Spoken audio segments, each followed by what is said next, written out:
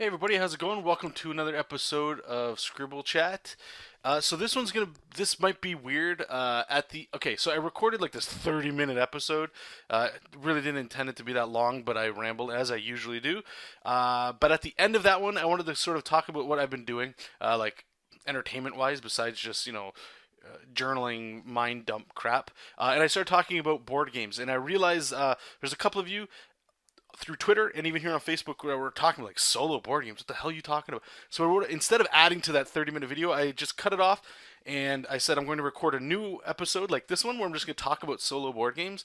But this is out of track. So you guys are hearing this one first, and then in a few days I'll release the second one, which is different. Just a real Cliff Notes version. In that one, I'm just sort of talking about where this year, I'm in so many ways, I'm sort of just taking off.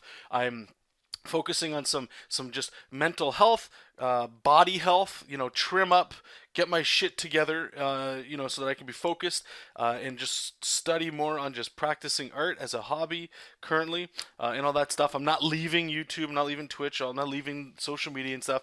You guys still want to contact me? By all means, the door's always open. I'm always here to help. But content will be super freaking slow for me if that's what you're following. And if not, I mean, like that's totally cool. I'll still be around participating with you guys. But I'm just sort of I'm jumping back into the audience for this year. Not that I'm trying to say that I'm anything special. But creating videos of just recording me working when sometimes, like this year so far, I don't want to work. and I talk a little bit more about it in there, and it's all over the place. Bear with it. But I'd love to hear your comments and thoughts on it. But anyway, that's for that episode. So this one, solo board games, what the hell? So, super quick story. In my pursuit of finding entertainment that doesn't require a screen is difficult as hell, right?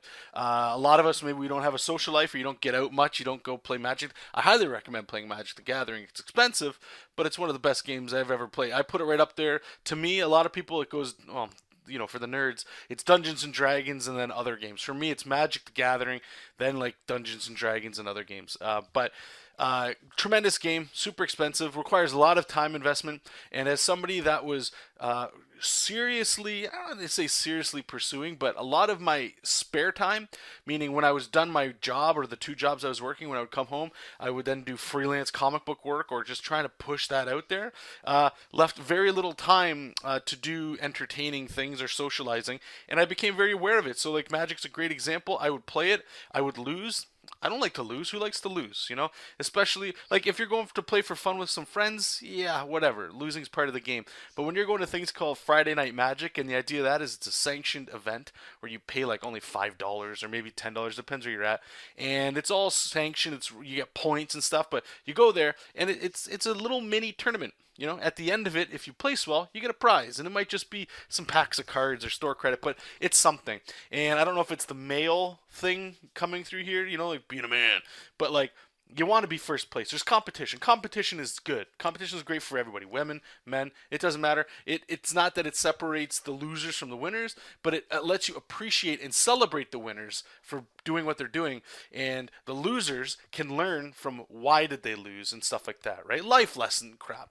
But at the root of it, deep down inside, it's very addicting and it's very competitive. So when I would lose, I would want to come home and go like, why did I lose? Like, I'm tired of losing. So then in order to get better, it's just like drawing. You've got to do research. You have to do actual application of the work. So I would have to play test game after game after game, hours, just to get better, so that I could know that every card in my deck, I could almost feel it. Like I could draw cards and go, no problem. I could start getting math ratios in my head of the odds of drawing a card that'll get me out of this current situation.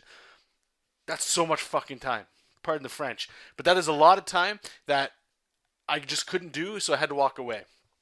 So the next easy thing to go into is video games, and I love video games. Video games are amazing, they're great, and they're just wonderful distractions. Again, same thing. I like competition. My favorite genre of game is role-playing games, okay? But second to that is fighting games. I'm not very good at them, but I enjoy them. And then shooters. Shooters, surprisingly, like especially Star Wars Battlefront, not going to get into it. Tremendous game. I think it's a phenomenal game online. And it's fun. And it's not that I always want to be at the top, but you want to kill more people than you want to get killed, right? It's just more fun that way. But again, the same routine would happen where it's like, okay, well, why do I lose all the time? What's the next build or the setup? And all of these games are made to be this way, and there's nothing wrong with them. However, as an artist, I want to be able to have my cake and eat it too. So I was looking around, what the hell can I find that's something that's out there? And lo and behold, I came across board games, and I love board games. I remember being a kid going to this is when garage sales were the shit, man. Like, this is before Super Nintendo, okay? So if you can even imagine that world, oh baby. So we'd go to garage sales, my mom, my brother, and I, on our bikes. We'd go around, and sometimes I'd find a board game that was like a couple bucks, missing pieces, but it would have like miniatures sometimes, and I could lose. You know how beautiful it is when you were a kid, and you could just look at stuff and make a world and be entertained in your own head. And then we lose it as we get older, most of us. But I was in it, and that stuff was fun. So I just started thinking, like, man, I wonder, like, let's just check out some board games. I'm not a big board game, I don't, I know there's a lot of those cats that have, like, they're board game people, right? And they've got the shelf. I'm becoming that, but I'll sort of tie into that real quick. So I started looking at board games or whatever, and then I don't know how this came to be, but then something happened where I was just like, I wonder if, like, on my phone, the only game I really play is some app that I downloaded of Solitaire. That's got some cute little, like, simple graphics on there. And the reason for that is I have yet to find an awesome mobile game, especially one that doesn't hit the criteria I was just talking about. I don't want to play these games where I'm competing with people because I know what happens, right? And I just want to get there. So Solitaire is that game that's just, I can play by myself and I don't even care. It's not even that good of a game, I'll be honest, but you can do it. The solo part, somehow it's like solo board games. What the fuck? What is that? Like, it's got to exist, right?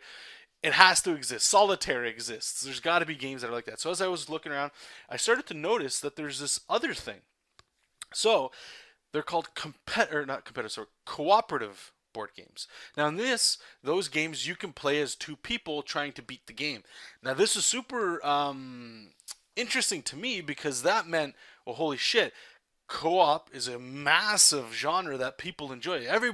Not everybody wants to fight their friends. Some people want to work with their friend to fight something. And I was thinking, like, man, this could be something interesting. So as I was looking around, and I'm a bit, like I said, Magic the Gathering, right? That's my thing. And then I started finding out about this thing, like this one game, and it's based off some other stuff, but I've talked about it before, but it's called Legendary. And it's Marvel, but it's a deck building game where you have heroes that you can buy, which would be added to your deck, right? And bad guys that come up trying to do evil plots and schemes that you're trying to defeat. That's essentially it at its core. And I started looking online, and they had what are called solo variants. Apparently, I didn't know this. Right now is I don't call it a renaissance, but I've heard some people say that this is that time and that turning point where a lot of board games are just being revitalized and just exploding out of nowhere for just people that only want to play solo by themselves, not even co-op, just by themselves. And I started finding all these games, and it just changed everything, guys. I mean, it's slightly a little expensive, not gonna lie. But if you ever have that itch of just you want to play something and you don't have people around, and I think more and more people are getting like that. And there's a reason why there's these board game cafes opening up, and they've been around for a while, because people miss the tactile. As much as we're all surrounded by screens and digital, I'm not debating or defending anything, but there is something that I sadly think a lot of people, maybe not so many people that are listening right now, but I'll see, like, kids, like my girlfriend's younger brother and sister, like, they might have like one person over that they might play like NBA with on their Xbox or something, right? But like, I remember going to a friend's house and there'd be like 5 or 6 of us sitting around an N64 playing Goldeneye or a wrestling game, or you'd have like 6 guys over an arcade machine playing Street Fighter 2. Like, those were amazing times, man. And I don't, as much as digital gives us, you can do that from the comfort of your seat on your couch at home, it isn't the same as the guy beside you chewing you out because you can't beat him. And that feeling you get of just shut the hell up, you know what I'm saying? And that's why people want to come back together with this stuff, in my opinion. And board games are like a wonderful thing. I think most of us probably grew up, not everybody, but most of us probably grew up playing like at least a Monopoly game or something with your family at some point. And you probably have pretty good memories of that stuff, right? So anyway, I recommend checking this stuff out, guys. Check out solo board games or co-op board games, because a co-op board game you can play by yourself and you just control like two hands or two characters doing things. So I'll just quickly get out of here, but before I do, I'm just going to give you like sort of like a little list of some of the games that I've been playing. Legendary for me was the first game that I got that was solo, and I played the living shit out of it. I've put a good chunk of money into that because of all the expansions. Like I've always said, I'm a huge Marvel fan, and just being able to put things together randomly and stuff, like it's a very fun game. My girlfriend really enjoys it. It's got a lot of setup time, but if you're just looking for something to do, possibly on a weekend or even during, maybe you got a lot of free time after work, highly recommend checking it out. That game was awesome. The next game I got after that, I believe, was a game called Pathfinder, which is very similar. It's based off the Dungeons and Dragons version, but you do it with decks of cards, and you're building them up. And you've got quests that you go on, and they've got expansions and stuff. But what was really unique with this game was when your characters die, it's permanent death. So you have to restart with all these new characters. But it's something that they call a legacy game, where you take that deck from them from game to game to game. So it always gets better with new loot and new things like that. And then as they level up, you can use like a little like washable marker, and you can just like tick off like, okay, my warrior leveled up. I'm going to tick off like this strength. So now he's got a strength bonus. So when I roll, and sorry, just to back that up, it is very heavily Dungeons and Dragons. So you have to roll dice like D6, D12, D4, those kinds of things. So it scratches, like if you're looking to play Dungeons and Dragons light, but only by yourself, like it's possible. That's what I think is really exciting about this. So I got that game. Then there's another game that recently came out called Dragonfire. That one's officially from Dungeons and Dragons. It's similar-ish. There's no dice rolling, but it's more of a puzzle game. You guys can check that out. It's good. I think I might like Pathfinder a little bit better. And then other than that, I started to get into actual games. There's a couple games here. One's called Friday. That one's like a deck building game where you're a Robinson Crusoe, and you're sort of like surviving on the island by yourself. And your goal is to survive the island by building your deck, but you start off literally as an idiot. Your cards will be like zeros and negative ones, and then as you explore the island and stuff, you can replace those cards with values of like 0, 1, 2, that way. So it's easier to survive on the island kind of thing. Check that game out too. It's called Friday. And that game's actually really short. So if you're maybe just, you got 20 minutes to kill, 30 minutes, it could be one of those things that fills that for you. Another one, this one might be a little harder to pronounce, called Onirim, Onirim. That one very much is like solitaire. I actually really enjoy playing that one. You can just shuffle the cards up, and you can I can hammer out 2 or 3 games in like a half hour. I played it a couple times just when I'm like, you know what, I'm just going to play a quick game before bed or whatever. And awesome. And then the last couple games here that I picked up, one's called, they're like these little tiny games. They're called Tiny Epic. One's called Tiny Epic Galaxy, and the other one's Tiny Epic Quest. The Galaxy one it's very fun.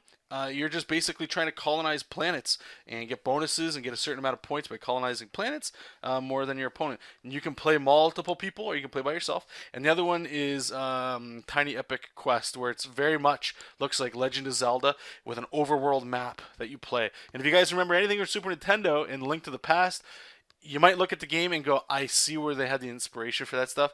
Highly recommend the game. Very fun stuff. So that, I just wanted to put it out there as sort of like to get you interested if it's something that you maybe you weren't aware of, or at least to answer some of your questions. But maybe it is something that you guys might latch onto and check out for yourself. Grab a couple games or something, and it might just be something that I'm a big fan of getting anything that gets you away from a screen, especially if you're working on a screen. If your day job consists of you talking to people and working on things with your hands and like a screen that you might have to look at to like fill an order or something, or on a cashier, that's different than having to work at Photoshop all day and then come home to work in Clip Studio Paint to do your comic books all night, right? Like, I don't know.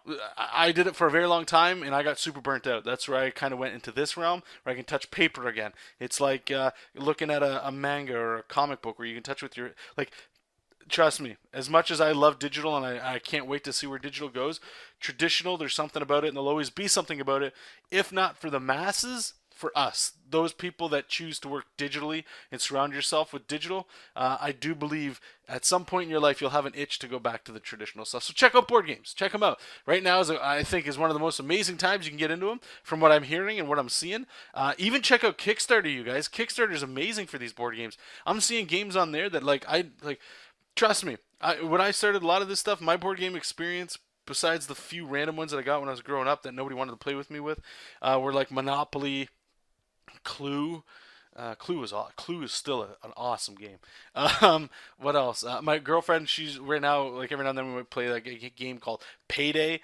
Life, like those kinds of games are what I kind of grew up. Battleship, that kind of stuff. But now, the idea that I could play a game that's lightly based off of Dungeons and Dragons, where I have a little deck of cards that if I roll a dice wrong, that character could have permanent death. Like it sounds like Diablo, that video game. Like that's crazy to me, And I don't know. Just check it out. All right, so I'm taking off. Thank you guys again. Keep reading comics, keep making comics, and also. Right before I leave, if you guys are into board games and stuff, and you are currently playing some that are great solo or co-op, I would love to hear it.